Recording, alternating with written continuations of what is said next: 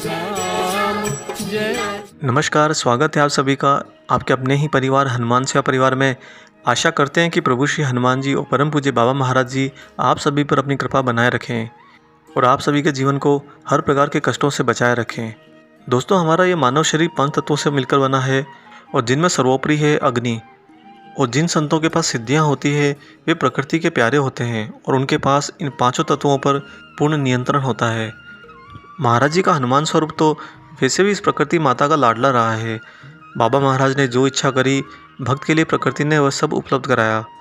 जैसे अगर आप महाराज जी से कोई प्रार्थना करते हैं कि बाबा मेरा ये काम बन जाए या मेरी ये वस्तु मुझे मिल जाए या मुझे इतना भौतिक सुख प्राप्त हो जाए, तब जब वह घटना घट जाती है आप इसे महाराज जी का चमत्कार कहते हैं। परंतु यह चमत्कार नहीं है, यह तो इस प्रकृति माता का अपने लाडले हनुमान के लिए प्रेम है। आप जो इच्छा करते हैं वह प्रकृति स्वयं रूप धारण कर लेती है और आपके समक्ष आ जाती है। इसे ही प्रभु का आशीर्वाद और अकस्मात घटी घटना को चमत्कार कहा जाता है। महाराज जी की सभी दिव्य लीलाओं में प्रकृति का बड़ा ही योगदान रहा है। परंतु एक विशेष बात जो महाराज जी अक्सर हमेशा कहा करते थे, बाबा कहते थे इस प्रकृति से जो लो वो इस प्रकृति को सहज समान वापस कर दो, क्योंकि हर एक वस्तु पर प्रकृति का ही अधिकार है, मनुष्य का कोई अधिकार नहीं है।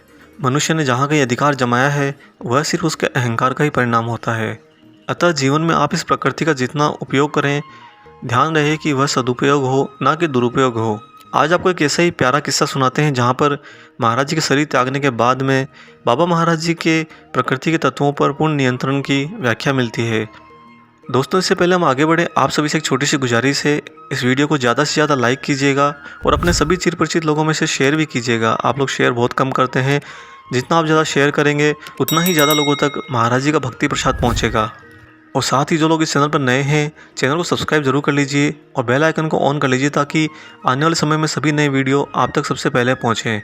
आइए बिना देरी करे ले चलते हैं आपको इस बहुत ही प्यारे संस्मरण पर। दोस्तों, यह घटना है 1976 की और दिन था 16 जून का।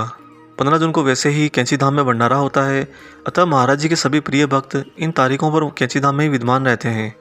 महाराज जी के एक परम भक्त अलीगढ़ के श्री होद्दत शर्मा जी 16 जून 1976 को अपने गुरु भाई विशंबर जी के साथ कैंची आए हुए थे। वह कैंची धाम में बाबा की पूजा करने के उद्देश्य से आए थे, इसलिए सारी पूजा सामग्री जैसे धूप, दीपक, पाठ आदि अपने साथ लेकर आए थे। शर्मा जी पूजा सामग्री के साथ बाबा के मंदिर में गए और विधिवत पूजा शुरू कर दी। उस समय शर्मा जी के अलावा भी अन्य भक्त महाराज जी के दर्शन के लिए वहाँ पर उपस्थित थे, परंतु बाबा ने वहाँ उपस्थित सभी भक्तों को इस तरह से सम्मोहित कर रखा था कि सभी निश्चेष्ट और निस्तब्ध थे और सभी की आंखें बंद थी, जैसे वे सोई हुई अवस्था में हो। शर्मा जी के अलावा सिर्फ 2 ही सज्जन वहाँ पर अपनी खुली आंखों से विद्यमान थे। शर्मा जी ने महाराज जी का दीपक जलाया और अपनी पूजा विधि में लीन हो गए। पूजा करते समय शर्मा जी की भी आंखें बंद थी, वह मन ही मन महाराज जी का ध्यान किए जा रहे थे। तभी अचानक पूजा के दौरान दीपक की लो फड़फड़ाई और दीपक बुझ गया। दीपक को बुझने के कुछ मिनट बीते, इसके बाद जब शर्मा जी की चेतना लौटी तो उन्होंने दीपक को बुझा पाया।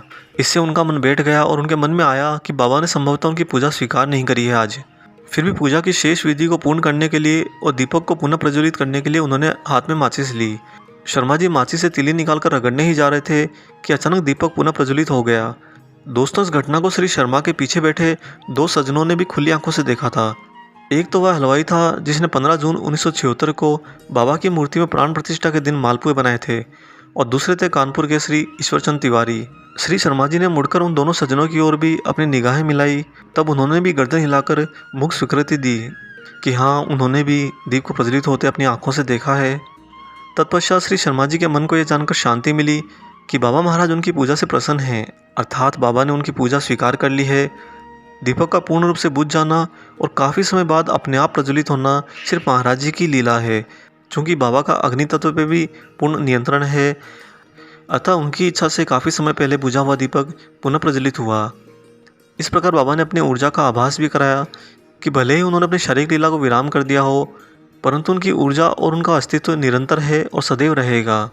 हनुमान अवतार बाबा महाराज जी सिर्फ अपने प्रभु श्री राम जी के कार्य में निरंतर लगे हुए हैं। आशा करते हैं दोस्तों आज का ये वीडियो आपको पसंद आया होगा।